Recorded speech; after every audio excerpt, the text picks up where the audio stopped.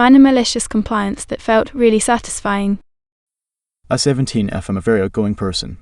I'm super extroverted and jolly around others. Whenever I meet someone, I'll greet them with a big hug and a smile on my face. To be honest, most people are really happy when I hug them, and that makes me want to do it even more, if that makes sense. A few weeks ago, a friend of mine, let's call her Tam, saw me hug a mutual friend. She immediately said, "You greet people as if they're your long-lost lovers of God. That is so cringe." I've been told it's cringe in the past, but the long-lost lovers thing was new, so I decided to do a little bit of mischief. When I showed up to class next day, I hugged every one of my friends except Tam. When I'd hugged everyone, I walked over to Tam and I just shook her hand real slow, making eye contact the whole time. The awkwardness was palpable. This was 3 weeks ago, and now Tam nearly begs me to hug her because the handshake is somehow awkward. I just say nah, you said it was cringe. I don't know whether it counts as malicious compliance, but goddamn I love the look on her face when I shake her hand. Edit, no, I don't go around hugging strangers. I don't hug people that have told me they don't like physical contact. No, I don't hug random men. My academy is an all-girls one, so no strange guys whatsoever. Well done. This is definitely malicious compliance in my book, and you played it perfectly. Let Tam hug her pillow if your hugs are so cringe. Is wholesome compliance a thing? Because you nailed it. I just don't care to be hugged. However, I would never reject to say anything adverse to a well-meaning hugger. Somehow I always survive. When you come around to hugging her again, you need to treat her like an estranged lover, and you're forgiving her just to keep the joke rolling. DBF. Every time I get a hug like that, my arms are widespread in confusion, though I do give in and hug back. Thank you, strange huggers. I am confused and happy. Malicious compliance mixed with petty revenge, nicely done. Should have pre-approved my remote day due sickness. Okay. This happened in my old job, and I was reminded it today. Thought it would fit here. In my old job, we had a great boss and hybrid work. If we had any reason not to come to the office, just a message to him an extra remote day would be approved. Then he was let go, and we got a new boss, who was exact opposite of her predecessor. This happened a few weeks after our old boss was let go and his boss became our new boss. One morning I wasn't feeling well, too sick to travel to the office, but not too sick to work from home. I had a couple of remote meetings with customers, so it was just easier to me to work while being a little sick and try to reschedule. I spoke with my boss in Slack, and our conversation was like this. Me, good morning.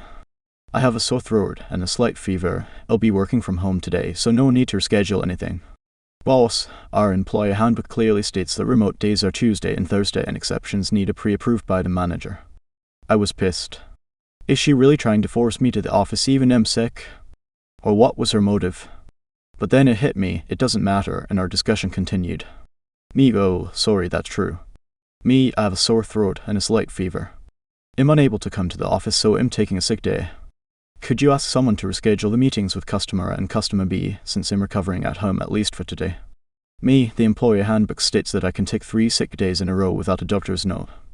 But I'm willing to make an exception if you want to, and get you one. Do you want it? I was left on read for 10 minutes. She started typing, deleted the text, started again and deleted it again. She was active in our chat for an entire 10 minutes until I finally got a response. Boss, no, that won't be necessary. It'll ask someone to reschedule those meetings. Get well soon. My colleagues almost died on laughter when I told them why I'm having a sick day and not just work from home. Our boss didn't like me after that, but the feeling was mutual. I left the company later for a new job, but not before she was fired. Edit formatting.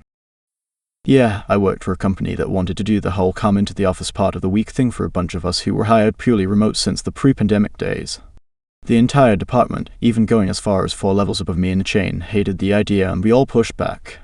It made no sense given that most of us worked in different states from our co-workers. For about 2/3 of us, it would literally just be driving into the office to find an empty room and sit on conference calls all day. In a rare moment of good sense in corporations, they actually backed off our case and let us keep doing what we want. This is happening now in department at my company.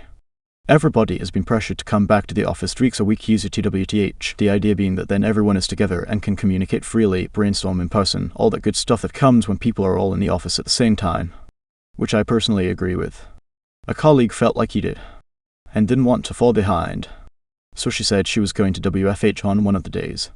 Her boss told her she had to come in on Friday to make up the in-office day, even though no one else would be there. We all told her to take the sick day. though our union is in negotiations, and the company looks as though it's going to impose a sick day limit, when in the past they had no limit for sick days and no trouble with people taking too many.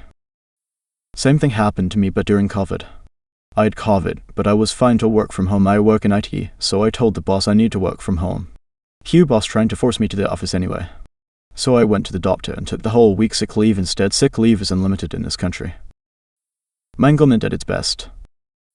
My husband is a manager, and if anyone on his staff is sick in the department, the 3 required in-office days are cancelled and they work from home.